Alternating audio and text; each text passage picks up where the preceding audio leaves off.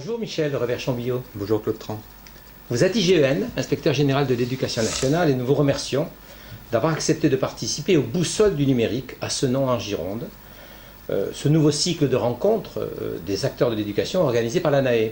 Alors les boussoles, cela permet aux acteurs de l'éducation de naviguer pour arriver au port, et cette année, nous nous consacrons à mieux définir les orientations possibles dans cet océan en permanence agité qu'est l'écosystème numérique. Merci également d'avoir accepté cette interview. Dans le programme de travail publié au JO en septembre dernier, qu'il fixe à l'inspection générale, les trois ministres concernés, Vincent Peillon, Georges Paul-Angevin et Geneviève Fioraso, vous demandent précisément de proposer des caps. Et je cite, en les éclairant, ces trois ministres, sur les choix des stratégies et des modalités les plus adaptées pour atteindre l'objectif essentiel de toutes les mesures décidées. Mais quel est cet objectif ? Je crois, Claude Tran, que l'objectif il est aussi simple qu'ambitieux. Et il s'agit finalement de faire en sorte que tous et chacun réussissent. Réussissent à la fois sa scolarité, réussissent son orientation professionnelle, réussissent aussi sa vie de citoyen, libre, responsable et éclairé. Et je crois que, en ce sens, le cap est fixé. Les voies sont sans doute multiples et il faudra, pour reprendre votre métaphore, sortir la grand voile, parfois tirer des bords, parfois naviguer au près. Mais je crois qu'on arrivera tous à la même destination. Alors ces ministres ont retenu dans ce programme pour cela trois grands enjeux de la refondation de l'école. Premièrement, réussir la scolarité obligatoire. Deuxièmement, valoriser l'enseignement professionnel. Troisièmement, enseigner à l'heure du numérique. Et vous avez été chargé, je crois, de ce dernier dossier qui nous intéresse particulièrement. Cela se traduit par une forme de lettre de mission. Est-ce que cela signifie que les ministres sont convaincus aujourd'hui qu'enseigner à l'heure du numérique contribue à la réussite de tous ? Je crois que quand un ministre affiche comme première priorité la stratégie du numérique pour l'école, je crois qu'on ne peut pas douter de sa certitude que ce bascule dans l'ère du numérique est fondamental pour l'école et est un enjeu fondamental pour l'école. Je crois que surtout le ministre Vincent Peillon a décliner les bénéfices qu'il attend du numérique, c'est-à-dire d'abord réduire les inégalités, c'est appréhender un nouveau rapport au savoir, c'est développer des pratiques pédagogiques plus efficaces, c'est permettre une meilleure relation avec les parents, c'est renforcer le plaisir d'apprendre.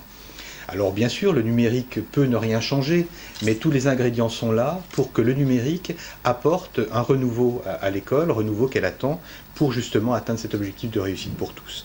Alors je crois qu'il y a cette volonté forte d'afficher une priorité numérique en termes de stratégie, mais aussi c'est la volonté de dire que l'école ne peut pas rester à côté d'un ensemble de pratiques sociales qui sont celles des élèves et de la société aujourd'hui. Et la question n'est pas de savoir comment on fait contre, c'est de savoir comment on construit avec. Et aujourd'hui, construire les compétences d'un citoyen du XXIe siècle, c'est construire une citoyenneté numérique. Et en ce sens, le ministre a réaffirmé cette priorité à plusieurs reprises. Alors, votre lettre de mission aborde trois thématiques. L'évolution des modes d'apprentissage et des compétences des élèves, l'évolution des contenus d'enseignement, le métier d'enseignant, en particulier l'évolution de la relation pédagogique, des choix didactiques et des pratiques d'évaluation. Il s'agit bien là de prospective. Quelle est votre méthode de travail ? Alors, cette orientation que nous fixe le ministre, cette mission que nous fixe le ministre, est un peu différente des missions qu'il nous fixe habituellement dans le programme de travail. Habituellement, le programme de travail organise le travail de l'inspection générale de façon assez structurée, avec des enquêtes de l'inspection générale sur le terrain, des remises de rapports, etc. Là, on a souhaité, avec mes collègues qui sont également rapporteurs des autres thématiques, avoir une entrée beaucoup plus souple, beaucoup plus imaginative, beaucoup plus créative, puisque l'enjeu, pour le ministre, c'est de mobiliser, je dirais, la réflexion intellectuelle de ces 4000 inspecteurs, et l'inspection générale en premier lieu, qui va réaffirmer son magistère intellectuel, poser l'inspection générale aux côtés des recteurs pour favoriser la réflexion sur ces grandes thématiques qui sont des enjeux de la refondation. Donc la méthode, elle est d'abord de fixer pour les académies des grandes perspectives de travail à partir de problématiques qui sont autour effectivement des enseignements, des apprentissages et des contenus, qui sont finalement des trois thématiques assez classiques. Et puis, on a également proposé aux académies différentes questions qu'on se pose sur ces différentes problématiques et ces différentes perspectives de travail. Ces questions ne sont ni limitatives ni exhaustives. C'est-à-dire que chaque académie peut se poser des questions. Elle s'en pose, elle ne nous a pas entendu pour s'en poser. Donc peut s'en poser de nouvelles, peut répondre à celles-ci. Et l'idée, d'ailleurs la forme même de la restitution finale n'est pas encore arrêtée, puisqu'il faudrait éviter par des consolidations successives de risquer de passer à côté d'initiatives intéressantes, originales, novatrices. Donc je crois qu'on est dans une réflexion continue autour de cette nouvelle façon de travailler que nous avons mis en œuvre cette année. Création, innovation, ce sont deux mots qui sont dans l'actualité. On les pose pour les élèves, on les pose pour les enseignants. Donc si j'ai bien compris, l'inspection générale se la pose aussi. Eh bien on les pose pour l'inspection générale et c'est très bien ainsi. Alors, on pourrait regarder un petit peu chacune de ces trois thématiques. Sur cette première thématique, les modes d'apprentissage et les compétences des élèves. Est-ce qu'on peut dire que l'école doit s'adapter à ce que sont aujourd'hui les jeunes qui y viennent, et en particulier à leurs pratiques sociales? C'est-à-dire qu'en fait, l'école doit-elle regarder en priorité quelles sont les pratiques sociales des jeunes pour essayer de mettre en place des dispositifs, des pratiques qui s'adaptent à ces réalités? Est-ce que c'est cela? Alors je ne sais pas s'il s'agit d'adaptation aux pratiques ou plutôt de connaissance des pratiques des élèves. Je pense qu'aujourd'hui, notamment avec le numérique, les élèves, mais c'est vrai aussi dans d'autres domaines, ont des compétences, ont des connaissances, ont beaucoup d'habiletés. Je ne suis pas sûr qu'ils aient l'ensemble des compétences qu'on attend, et l'école est bien là pour ça. En revanche, je ne crois pas que l'école puisse continuer à ignorer ce que les élèves font en dehors de l'école, ne serait-ce que parce qu'ils construisent dans ces environnements, hors de l'école, des compétences qui sont mobilisables dans l'école. Je renvoie aux travaux d'Agnès Beguimbert-Bruch, par exemple, ou de Karine Ayri, qui montrent bien que si on ne mobilise pas ces compétences acquises en dehors de l'école, on risque fort d'avoir des difficultés à construire les compétences qu'on veut construire à l'école. Donc je crois que la question n'est pas de dire on intègre sans réserve et sans prise de distance les pratiques sociales des élèves, c'est pas l'enjeu.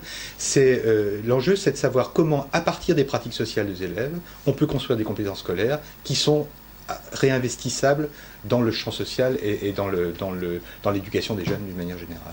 Alors, les familles seraient en droit de se poser la question suivante. On leur demande d'acquérir des calculettes, bon, en sixième, il faut recommencer en seconde éventuellement, selon l'orientation choisie par l'élève. Sur le post-bac, il faut peut-être qu'il en achète un autre. À ce moment-là, d'ailleurs, ils achètent certainement des ordinateurs. Les familles acquièrent des téléphones portables qui sont interdits d'usage dans les établissements scolaires. Ils achètent des livres, ouverts de moins en moins par les élèves. Les jeunes ont des smartphones. Ces smartphones, ils les ont en permanence, ils les utilisent à l'école, quelquefois même en classe, pour calculer, pour faire des recherches. On ne pourrait pas essayer de faire en sorte qu'il y ait un peu plus de rationalité et peut-être envisager de faire jouer à la tablette ou à une tablette un rôle multiple autant à la maison qu'à l'école? Je pense que dans ce domaine-là, les usages vont vite et les choses changent vite. Effectivement, on a aujourd'hui un genre de millefeuille des outils, des usages et même des lieux d'usage. Vous dites que le téléphone portable est interdit à l'école. Oui, majoritairement, il est interdit à l'école. Et effectivement, des rapports d'inspection générale récents ont plutôt parlé d'une école de l'interdiction qu'une école de la permission. Je pense que là aussi, les choses bougent et on a des enseignants qui commencent à réfléchir à l'usage des smartphones en classe pour des activités pédagogiques. Aujourd'hui, même les collectivités territoriales commencent à avancer. On a des collectivités qui prennent la décision, par exemple, de ne plus acheter de calculettes ou de ne plus financer les calculettes, mais de financer des outils numériques en contrepartie. On a aussi des collectivités qui échangent le chèque livre contre un chèque numérique. Donc les choses bougent beaucoup. Ce qu'on observe aujourd'hui, c'est qu'on est plutôt dans un dispositif qui fait que des outils achetés par la collectivité et utilisés dans l'école, je pense aux tablettes en Corrèze ou dans les Landes, sont utilisés à la maison. Les questions que vous m'invitez à poser sont dans un mouvement inverse. C'est le mouvement qu'on trouve dans les pays anglo-saxons du Bring Your Own Device. C'est est-ce que l'outil personnel de l'élève peut être un outil utilisé dans la classe. Et je crois qu'effectivement, c'est cette question qu'il faut se poser aujourd'hui. Avec un élève qui est complètement mobile, qui est dans une porosité des temps et des espaces, est-ce qu'on peut dire qu'en dehors de l'école, il y a un outil et dans l'école, il y en a un autre? Je Je crois qu'il faut voir les choses de façon beaucoup plus transversale et beaucoup plus fluide. Et au plan économique, les familles se posent quand même la question de la redondance des achats. Sans doute. J'ajoute qu'on ne fera pas de commentaires sur les budgets nécessaires pour l'acquisition de ces fameuses calculettes. Enfin, bon, tout à fait. On va parler du deuxième thème. Faire évoluer les contenus d'enseignement, c'est toucher au programme. Or, d'une part, Vincent Peillon a installé le nouveau Conseil supérieur des programmes le 10 octobre dernier. D'autre part, les programmes, c'est essentiellement des disciplines dont on constate souvent qu'elles se disputent horaires et donc lobbying. Je suis peut-être pas gentil, mais c'est un petit peu la réalité, avec un fonctionnement, du moins vu de l'extérieur, appréhendé par les familles, quelquefois même par les enseignants, d'un fonctionnement en silo. Faire évoluer le programme, ça sera quoi pour vous? Quels seront vos axes de travail et votre marge de manœuvre? Alors bien entendu, on se place non pas à la place du Conseil supérieur des programmes, on est là pour éclairer effectivement des choix ou des options qu'il souhaiterait prendre et à sa demande, bien entendu. Quand on pose la question des contenus disciplinaires, on pose deux questions. D'abord, on pose la question, notamment éclairée par le numérique, on pose la question des frontières disciplinaires. Est-ce qu'avec le numérique, les frontières disciplinaires sont les mêmes ou est-ce qu'elles changent? C'est une première question. La deuxième sur laquelle je souhaiterais m'attarder, c'est la question des nouveaux contenus. Est-ce qu'aujourd'hui, former un citoyen du XXIe siècle, un citoyen dans un monde numérique, ça ne nécessite pas d'aborder la question de la culture numérique? Et cette culture numérique, encore faudrait-il la définir. Est-ce que c'est seulement l'éducation aux médias et à l'information qui est inscrite dans la loi? Il faudra bien, pour cette éducation aux médias et à l'information, définir un contenu. Définir aussi qui fait quoi, comment on le fait. Alors je crois que le ministre a déjà donné quelques orientations dans une réponse qu'il a faite dans le cadre d'une réponse parlementaire, en indiquant que ce n'était pas une nouvelle discipline, mais que c'était bien un contenu partagé entre les différentes disciplines. On voit bien pourquoi l'éducation aux médias et à l'information peut être partagée. Maintenant, effectivement, l'Académie des sciences pose d'autres questions, autour du code, autour de la programmation, autour des algorithmes. Je crois que c'est un chantier vaste qui est assez passionnel.